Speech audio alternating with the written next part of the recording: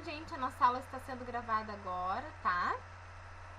Comecei a gravar. Vou compartilhar a tela aqui com vocês, para vocês acompanharem no PowerPoint. Eu vou fazendo as anotações no PowerPoint, vocês vão copiando, tá? Junto comigo. O que vai cair? Tudo, tá? Do primeiro livro lá, que é o pré-modernismo, até o último livro, que é contemporaneidade, 1 e 2. É difícil? Não é difícil. Vocês pegaram um conteúdo muito bom. O terceirão, o conteúdo é muito bom. Durante o ano, ele é um pouco cansativo, porque ele se torna repetitivo, né? É sempre mais ou menos a mesma coisa, a linguagem coloquial, denúncia dos problemas sociais, né? Enfim. Quem estudou aí sabe do que eu tô falando. Então, vocês olham muito tranquilo, tá? Eu vou dar dicas para vocês de textos, para vocês lerem, que está à disposição, tem no domínio público. Vocês digitem domínio público no Google e vocês vão conseguir acessar uma página que é do governo. Vocês conhecem domínio público? Uma página que é do governo, que tem todas as obras dos cânones literários. Então eu vou indicar para vocês algumas obras que eu quero que vocês leiam, tá? E também, gente, tem muito audiolivro no YouTube, né? Ai, a Sora pediu para eu ler 2 contos, só que assim, é muito chato, não entendo a linguagem, enfim. Vocês peguem e digitem no YouTube o conto tal, audiolivro. Tem muita coisa, muita coisa. Eu tinha que ler um livro de 80 páginas, assim, olha, da noite pro dia, e eu achei o livro no YouTube, e aí eu fiquei 5 horas, mais ou menos, escutando, e foi muito rápido. Eu escutava e acompanhava, tá?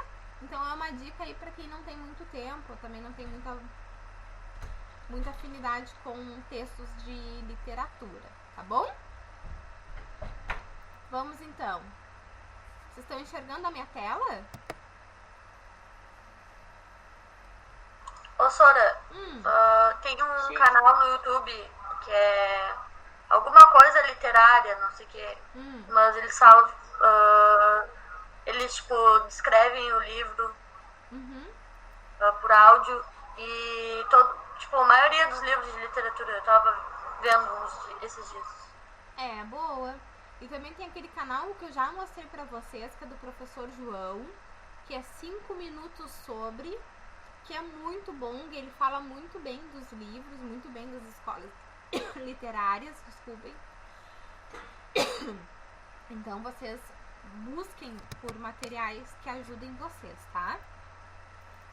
Bueno, gente, vamos.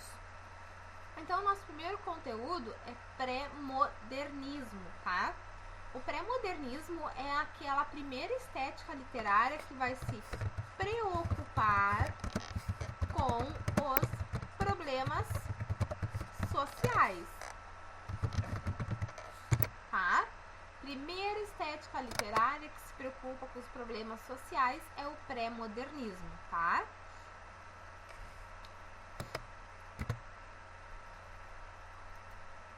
Quando que isso mais ou menos acontece? Século XIX. Acontece no século XIX, tá?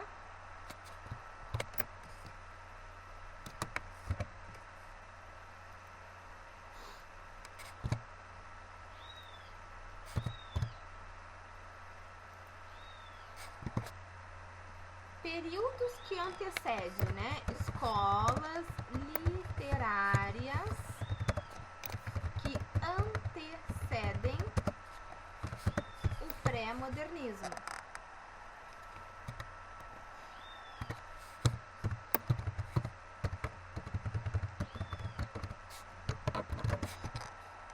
Então vemos, a gente vem de uma época de parnasianismo e simbolismo. são duas escolas literárias que não estão nem um pouco se importando com o período histórico, né? Nós vimos que o parnasianismo, ele faz da sua poesia uma matéria bruta, né? Ele quer ser comparado a uma pessoa que trabalha com ouro, que pega um bloco maciço daquele material, daquela matéria-prima e consegue fazer um pingente, consegue fazer uma flor, um coração. Então ele diz que a poesia é isso, né? Que não importa o sentimentalismo, que não importa o que está acontecendo na vida, no contexto social, o que importa é o fazer poesia, e que se consegue fazer poesia de um produto bruto e consegue refiná-la, tá? Então, o parnasianismo vai se preocupar com esse tipo de situação, tá? Bom, quem é que vem aí no modernismo para começar assim com tudo? Quem que começa assim? Quem que particularmente aqui no Brasil é conhecido como a pessoa que deu pontapé inicial para o modernismo? Euclides da Cunha, tá? Que escreveu que obra? Os Sertões. Então, o Euclides da Cunha, ele era jornalista, né? E ele foi enviado para o Nordeste para fazer uma reportagem sobre as guerras que estavam acontecendo, sobre os movimentos que estavam acontecendo lá no Nordeste do país. Por quê? Porque o Nordeste, ele era uma região completamente esquecida pelos governantes brasileiros. Ainda é, né, gente? Ainda é. Tava vendo uma reportagem da CNN e o Zika vírus, por exemplo, né? Aquele vírus que é transmitido do mosquito. Que pessoas foram afetadas pelo Zika vírus? As pessoas que moram no Nordeste. Por quê? Porque lá não tem tratamento de esgoto. Lá as pessoas, elas nem têm da onde tirarem água. Elas vão em lugares que deveriam ser rios e que aquela água já é turva, já é suja, e daquelas águas que elas bebem, que é o mesmo lugar onde os animais bebem, onde os animais podem fazer xixi, podem fazer cocô, né? Então temos aí um esquecimento, um descaso com a população nordestina. E aí começa a surgir incontáveis guerras aqui no século XIX, né? Século XX também, 1900 e pouquinho, ainda tem algumas revoluções, mas não são assim tão fortes. E o Euclides da Cunha, ele vai para lá para tentar fazer uma reportagem. Só que ele evidenciou tanta coisa, ele coletou tanto material, que ele acabou transformando esse material inteiro em um livro que é Os Sertões, né? Os Sertões, ele é dividido em 3 partes, tá? Dividido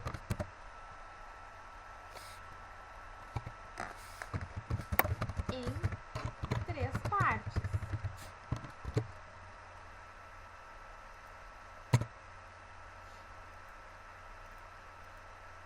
Que se chama A Terra. Ai, caramba. Ctrl Z, Ctrl Z. Meu computador tá cada vez pior. A Terra,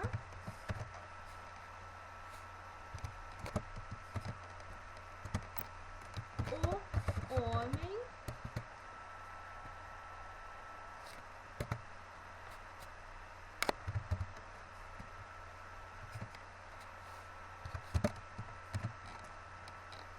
e a Luta. Percebam que os títulos todos tentam evidenciar a identidade nordestina, tá? O que mais poderia evidenciar uma identidade do que falar sobre a terra onde as pessoas vivem, né? O que mais poderia trazer identidade para esse sertão, para esse lugar para esse Nordeste do que as próprias pessoas que vivem neste meio, que é o homem, tá? E também a questão da luta, a luta diária, a luta da guerra, que eles resolveram aí abraçar essa guerra, resolveram fazer com que a população brasileira em geral a ouvisse, que eles fossem escutados, tá? Então, gente, como vocês devem ter percebido, já mencionei aqui uma obra, né? Essa obra, ela tá bem explicadinha no livro de vocês, no livro 9 de vocês, tá? Este aqui. E tem bastante fragmentos aqui da obra do Euclides da Cunha que vale a pena vocês lerem, vocês verem as questões sobre essa obra, sobre esse romance do Euclides da Cunha, tá bom? Vou passar para o próximo slide, ou alguém está copiando? Posso passar ou não?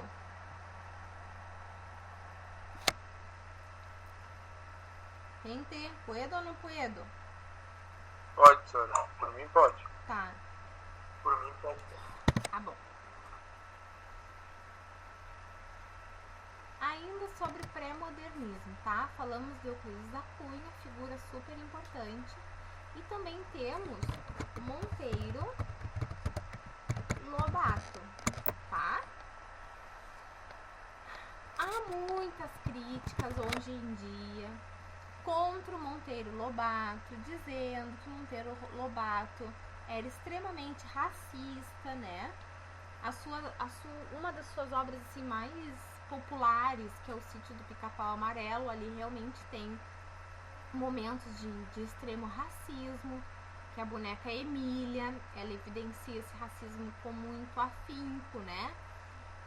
Não é à toa que a pessoa que trabalha numa cozinha, que faz todo o trabalho doméstico, é uma mulher negra, que é a tia Anastácia.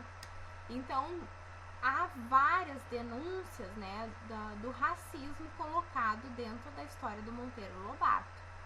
No entanto, a gente não pode, como estudantes de literatura, desconsiderar, né, o que ele fez, né? A gente não pode desconsiderar o ponto que eu quero que vocês escutem, que existe audiolivro desse conto, que se chama Negrinha.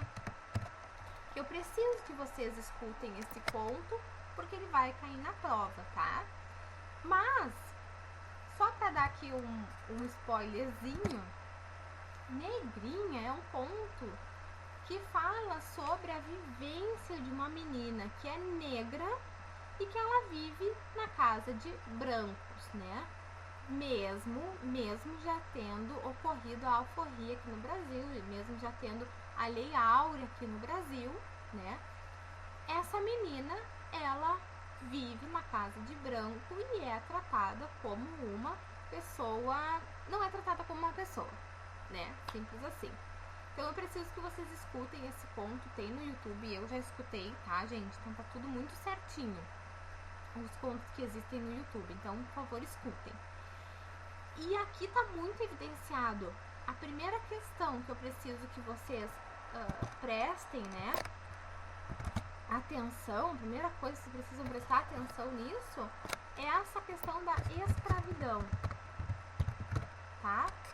Como que essa personagem negrinha pode ser escravizada se já teve a carta de alforria aqui no Brasil, se a princesa Isabel já terminou com a escravidão aqui no Brasil? Como que isso pode acontecer, tá? Então eu quero que vocês vejam a questão da escravidão, tá? Os tratos com a menina. Outra coisa que eu quero que vocês percebam é o que acontece com a menina durante uma resposta mal dada.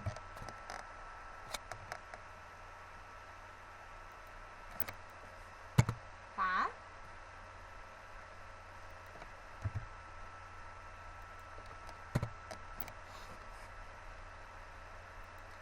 tem uma hora que ela responde lá para uma das empregadas e acontece uma coisa com ela. Então eu quero que vocês prestem atenção nisso. Tá? O que acontece com a menina durante uma resposta mal dada? Como é nomeada pelas pessoas. Outra coisa que eu quero que vocês percebam é de que forma se dá conta de como a vida pode ser feliz, tá? De como ela pode se dar conta de como a vida pode ser feliz, tá? E outra coisa que eu quero que vocês percebam é o que motivou essa felicidade. O que motivou essa felicidade? Tem uma coisa que motiva a felicidade nela. O que motivou essa felicidade, tá? E aí tinha outra coisa, é como a negrinha termina na história. Tá? Gente, de coração, assim, sabe? Vocês escutem o conto na íntegra, sem colar do colega, porque assim, olha, é um conto muito impactante, tá? Se vocês vocês não querem escutar e aí pede pro colega contar pra vocês, tá bom? Não vai ser a mesma coisa na hora de fazer a prova. Vocês precisam ter esse mecanismo, assim, olha, bem latente na cabeça de vocês, que na hora de fazer a prova, na hora de fazer a questão, o sentimento que esse conto vai proporcionar em vocês vai ajudar muito vocês a fazerem a prova, tá? Então eu quero que vocês escutem o conto e pontuem essas coisas que eu estou falando, tá? Escutem, depois vejam as questões que eu falei pra vocês e anotem ou guardem pra vocês, enfim. É muito importante vocês fazerem esse exercício, tá? Outro livro importante do Monteiro Lobato se chama Urupês. É muito bom, gente. É muito, muito, muito bom esse livro, Urupês. Eu emprestei para alguém e eu nem sei para quem e eu não tenho mais esse livro. Mas esse livro eu preciso ter ele de novo porque ele é muito bom, ele é maravilhoso. Se vocês gostarem do Negrinha, vale a pena vocês procurarem também o Urupês. Porque é um livro de contos do Monteiro Lobato e ele foge completamente dessa visão de obra infantil, tá? Aqui, quando vocês forem ler Negrinha, gente, vocês esqueçam esse Monteiro Lobato do Sítio do Pica-Pau Amarelo. Ele é completamente diferente, tá bom? Copiaram aqui? Posso passar pro outro? Outro slide? Pronto, senhora, pode. Tá. Pode passar. Pode. Tá bom. Outro escritor que ele é muito importante para o pré-modernismo, ele se chama Lima Barreto.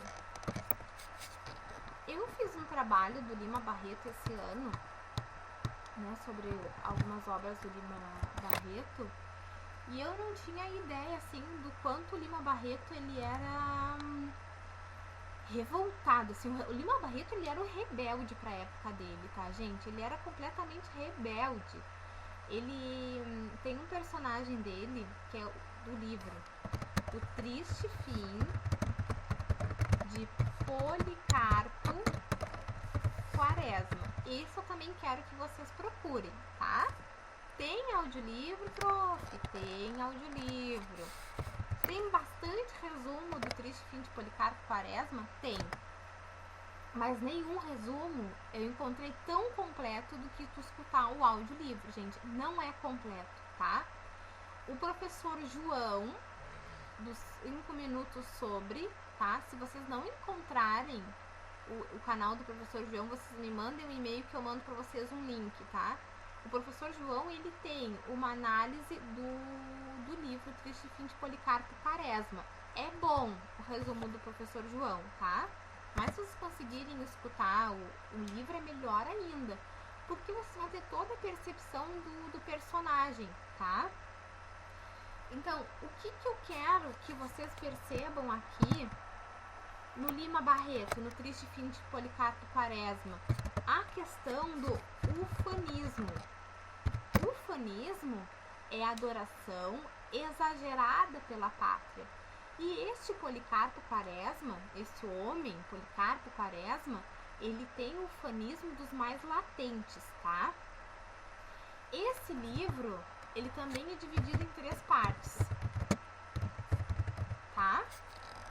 Na primeira parte, ele quer salvar a língua, tá? Na terceira parte, ele quer salvar a cultura. E entra aqui nesse salvar a cultura, ele entra dentro da produção agrícola, tá? Entra aqui a questão do plantio. Melhores terras do mundo. Só um pouquinho, que aqui faltou um L. Plantio. Ele diz que as terras brasileiras são as melhores. Professora, oi. Qual é o nome do canal no YouTube? Já te digo, Lívia, só um pouquinho. Terras brasileiras são as melhores. Tá? Gente, eu vou colocando assim, vocês vão organizando aí nas coisas de vocês. Terras brasileiras são as melhores. Isso da segunda parte. E a terceira parte é a questão da guerra. Defender as terras amadas. Tá? Então eu quero que vocês analisem essas 3 partes, tá? Salvar a língua, salvar a cultura, plantio terras brasileiras melhores, né? A guerra, defender as terras amadas, tá? As terras amadas não há terra amada, porque ele vai defender só o Brasil, né? Vamos tirar aqui. A terra amada. Já copiaram aqui, gente? Eu já copiei. Tá. Não sei. Deixa eu só abrir mais uma aba aqui que eu quero mostrar pra vocês. Já copiei, senhora. Tá bom, querido. Deixa eu ver se falta falar alguma coisa.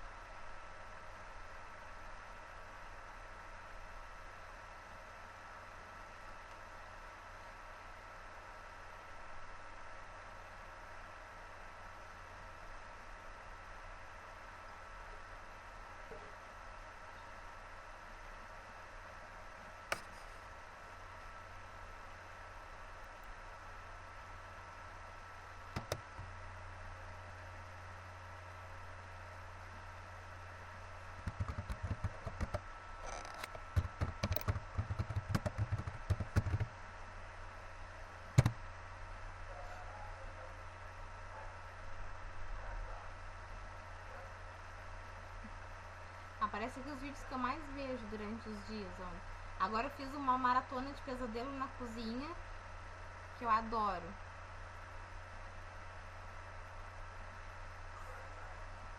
Essas coisas aí de Masterchef eu assisto, tipo, na live dos outros. Ele tá assistindo na live dele, eu assisto junto. Aham. Eu tinha visto a segunda temporada do Pesadelo na Cozinha e não tinha visto a primeira. Aí agora eu tô vendo a primeira temporada. Meu Deus. É esse aqui, Lívia, olha. 5 minutos sobre escolas literárias. Eu não conheço esse canal.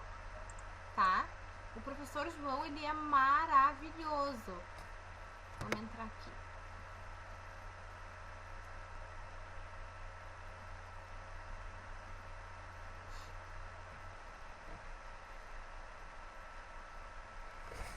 É Litera Brasil, né? Ele fala, ele acha que o nome tem. do canal. Litera Brasil, isso. Tá, é o mesmo que eu entrei. Ele é muito, o professor João, ele é muito bom, tá, gente? Vocês podem confiar, porque ele é maravilhoso. Tem vários canais que falam sobre livro bolsa. Falam sobre o quê? Eu vou mandar no grupo o link. Uhum. Vou mandar no grupo da turma o link do canal dele. Gente, tem outros canais que são bons, mas eu sempre encontro alguma coisa que eu não acho que seja adequado na fala de alguém, entende? Vocês sabem que quando eu não gosto da coisa, eu vou dizer, gente, isso aqui que tá no livro tá errado, sabe? Eu digo pra vocês. Então, assim, olha, o único canal que eu vi e que eu confio plenamente em todas as características postas ali é o do professor João. Eu vou ser bem sincera com vocês, tá? Pode ser que existam outros canais que façam bons resumos, pode ser que exista, não tô dizendo que não. Mas eu não conheço nenhum que fale das características tão bem quanto o professor João. Eu já vi canal de YouTube em que eles escreveram os personagens com características completamente opostas. Então, assim, gente, confiem no que eu tô dizendo, tá? Professor, tu conhece o Ler Antes de Morrer? Não. Depois pesquisa, outro canal bom. Ler Antes de Morrer? Isso. Vou escrever aqui, vou dar uma olhada. E tem o Better Than Food, que é melhor que comida, em inglês, que também é um canal muito bom, só que é em inglês. Meu inglês não é tão bom assim, né, Jefferson? Fiz uns 2 anos, parei. Bueno. Gente, então era isso que eu tinha pra dizer pra vocês desses principais autores. Depois tem um outro, tá? Que eu gosto muito dele, que é o Augusto dos Anjos. Augusto dos Anjos. Por que eu gosto tanto do Augusto dos Anjos? Porque eu gosto de uma poesia mais negra, sabe? Eu gosto de uma coisa mais pesada. Coisa mais assim, olha, na jugular. Adoro, tá? Que nem o Jefferson e eu aí que gostamos de Edgar Allan Poe. Meu Deus, é assim, olha, aquela literatura que te dá meio, sabe? Tu nem espera e tu leva um soco no meio do peito quando tu lê o negócio, chega a te faltar o ar. E o Augusto dos Anjos, ele é um desses poetas, tá? Ele, gente, o que eu posso dizer aqui pra vocês? Que ele não se encaixa em nenhuma escola literária. Essa é a primeira característica que eu quero dizer pra vocês. Não se encaixa em nenhuma escola literária. Por que ele não se encaixa? Porque, ora, ele vai ter característica de uma, ora terá característica parnasiana, por exemplo. Ora romântica. Como que isso pode acontecer? A criatura uma hora escreve parnasiano, depois romântica, uma coisa completamente quer se opor a outra, entende? Então Augusto dos Anjos, ele é essa pessoa contraditória. E o que vai ter dentro da poesia dele? O pessimismo, tá? Então ele não se encaixa em nenhuma das duas coisas. O que eu quero dizer pra vocês sobre pré-modernismo, tá? O que vocês precisam entender sobre isso? As pessoas, quando escreveram, isso o professor João diz muito bem no canal dele, tá? As pessoas, quando criaram o romantismo, eles diziam: eu sou um escritor do romantismo, eu sou um escritor romântico, tá? A pessoa que escreveu lá no simbolismo: eu sou um autor simbolista. Agora, essas pessoas aqui que eu nomeei para vocês, Euclides da Cunha, Lima Barreto e Augusto dos Anjos, eles são pessoas da sua época em que eles escreviam, mas eles não tinham uma escola literária. Eles não diziam que eles eram pré-modernistas, tá? Uma pessoa, né? Que agora eu me esqueci o nome da pessoa. Uma pessoa, um crítico literário que trabalhava lá num jornal, enfim, que definiu definiu esse período literário para esses escritores, para Euclides da Cunha, Lima Barreto, Monteiro Lobato e Augusto dos Anjos, tá? Porque são pessoas que antecedem o que nós veremos aqui no modernismo. Que nós veremos aí na próxima aula o modernismo, porque pelo jeito a gente não vai conseguir ver hoje, tá? Por quê? Porque a escrita deles quer fazer uma denúncia social. A escrita deles ainda está pautada dentro de um convencionalismo de estrutura, tá? Ao mesmo tempo que eles não querem mais deixar de lado os problemas sociais, eles querem trazer esses problemas sociais para o mundo, ao mesmo tempo eles estão presos lá nas outras escolas literárias com o rigor da forma. Vou escrever em soneto, eu preciso que minha métrica seja toda em decassílabo, tá? Ou em Alexandria com 12, enfim. Então, ao mesmo tempo que eles buscam algo novo, eles ainda estão presos no passado. Então, eles são uma leva de escritores que eles não tinham uma escola literária propriamente dita, que nem no romantismo, tá?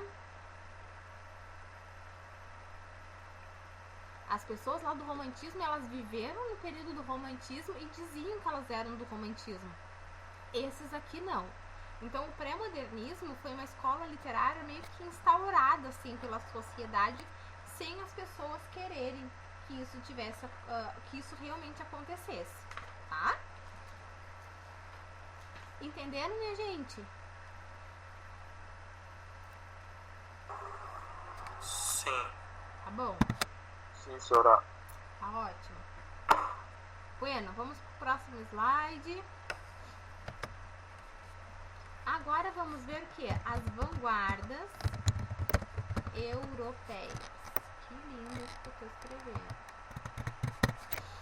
Peraí, gente.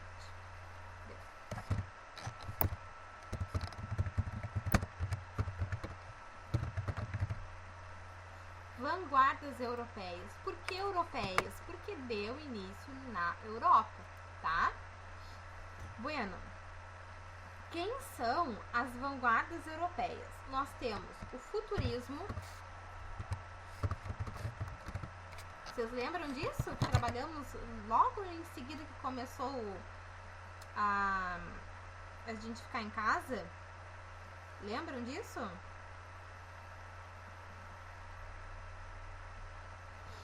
Era aquele que fez um trabalho que abriu os slides, surrealismo, coisa tipo. Uhum. Esse eu lembrei. Futurismo, exaltação do progresso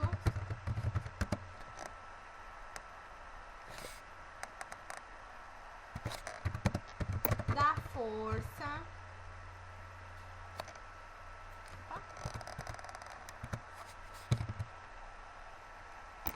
e da velocidade.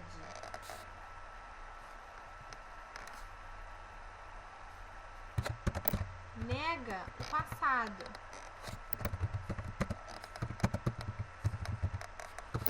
Eu não consigo tossir porque tá me doendo a barriga. Fiz abdominal que nem uma louca. Agora não consigo nem tossir. Nega o passado e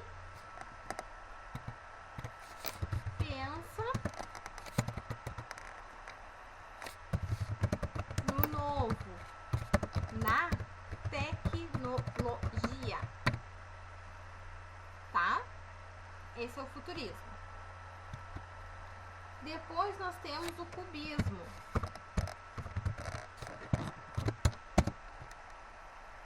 Fuga do discurso formal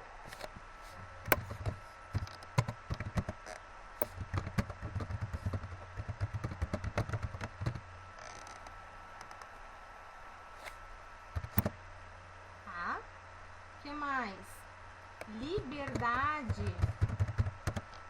nas linhas,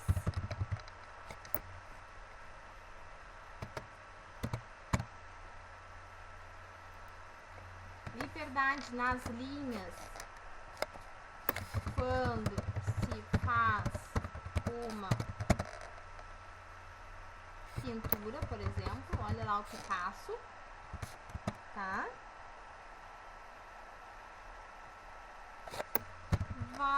Valorização da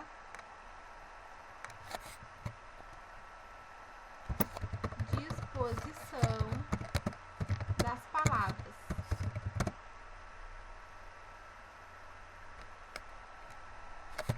Que nem nós vimos aqui, sabe o que depois isso vai gerar? Isso vai gerar o concretismo depois. Vou colocar até entre parênteses. Gera depois o concretismo. Tá? Isso é o cubismo. Depois nós temos o dadaísmo.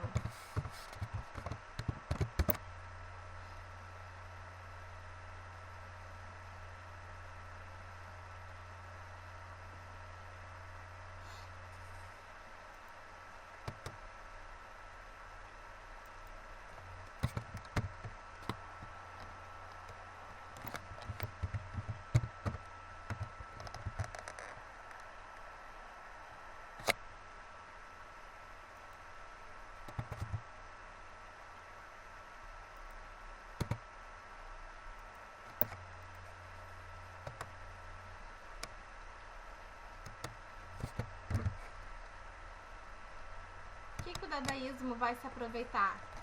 Então, o dadaísmo pegará qualquer material e transformará em arte, tá? Depois temos o expressionismo.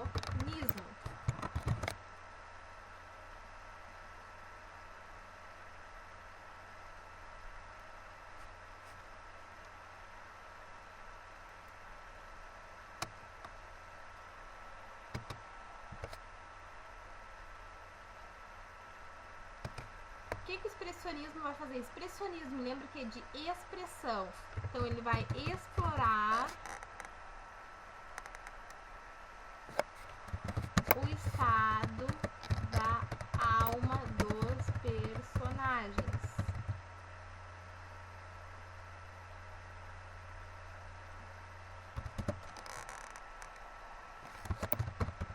A linguagem será baseada no fluxo do pensamento. Sabe quando a gente está pensando uma coisa, daqui a pouco a gente está pensando em outra, aí já pensa em outra, daqui a pouco a gente para e pensa assim, como é que eu cheguei neste pensamento? Eu estava fazendo tal coisa, pensando que eu ia comprar batatas, e agora eu estou pensando aqui no verão que eu tive há 10 anos atrás, né? Então, fluxo do pensamento é isso, é a linguagem rápida. Ah, me esqueci de colocar rápida. Rápida. Linguagem rápida será baseada no fluxo do pensamento, tá? E eu acho que é isso. Podemos colocar aqui sofrimento humano chocante, tá? Negrinha do Menino Esse do Monteiro Lobato, ele tem um sofrimento humano chocante, tá? E o último é o surrealismo.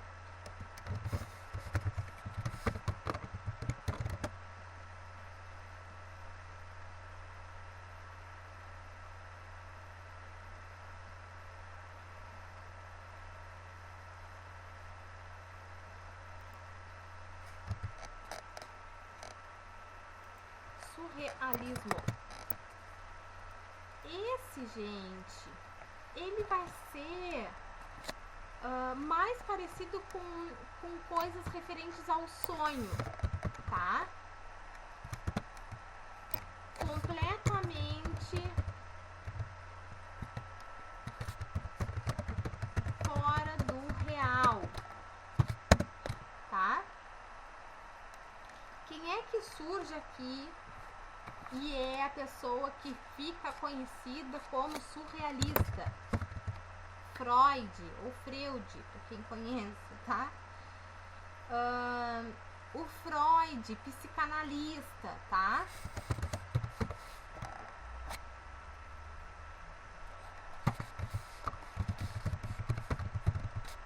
Então vai ser bem nessa linha de raciocínio, tá, gente?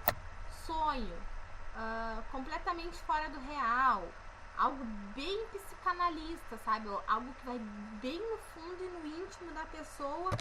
E também tem a questão do esoterismo, tá? Não só psicanalista, como psicodélico, porque tem muita obra que vai além da imaginação. Tem essa vertente aí. Foi muito bom que tu colocou, que eu vou colocar aqui, ó. Além da imaginação, muito bem. Tá? Coisas assim, olha, fora do real. Muito fora do real, tá bom? Gente, o que eu tinha programado pra vocês hoje era isso, tá? Porque depois os livros de vocês, eu tô com todos aqui do meu lado pra não me perder.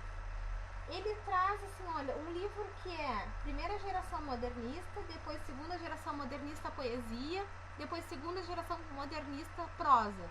Então, eu já fiz um resumo, já copiaram aqui? Posso sair daqui? Já, senhora, já. Tá. Vocês querem enxergá-los. Então, gente, vou parar a apresentação aqui. Então, eu já fiz assim um resumo de tudo. E na próxima aula eu vou trazer já tudo no slide. Não vou montar hoje, assim como eu fiz junto com vocês, porque ela vai ser um pouco mais curto, né? E eu preciso dar conta do conteúdo. E também para não ficar uma coisa muito maçante, né? Eu vou dar modernismo poesia, agora modernismo prosa. Não, eu vou dar um modernismo e eu vou trazer alguns autores para vocês da prosa e alguns autores da poesia para vocês buscarem aí, tá? Lembrando, não tô trazendo nada que não tenha no livro de vocês. Está tudo no livro de vocês. Com exceção desses vídeos que eu pedi para vocês buscarem, para vocês terem uma melhor compreensão das obras literárias, tá bom? Tá certo? Ficou alguma dúvida, gente? Não. Não? Nenhuma? Nenhuma. Então hoje quem só faltou foi o Sarx, tá?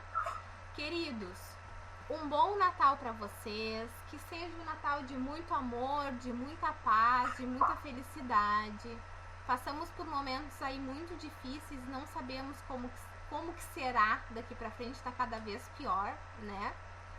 Estamos em momentos muito difíceis aí de bandeira vermelha, bandeira preta, e enfim.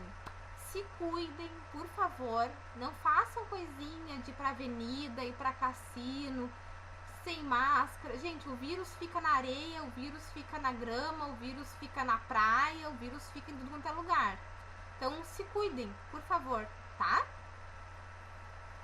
Bom descanso, até quarta-feira que vem. Vocês precisam estar na quarta-feira que vem para fazer a prova. Vocês precisam estar na quarta-feira que vem para terem as presenças de vocês, tá? Não pode faltar uma aula, tem que vir todas, tá bom? Um grande beijo e se cuidem e aproveitem bem com a família de vocês. Feliz Natal. Tchau. Feliz Natal. Obrigada. Feliz Natal. Até mais, Sora. Feliz Natal. Tchau. Feliz Natal. Te amo. Olha os modos de debochado.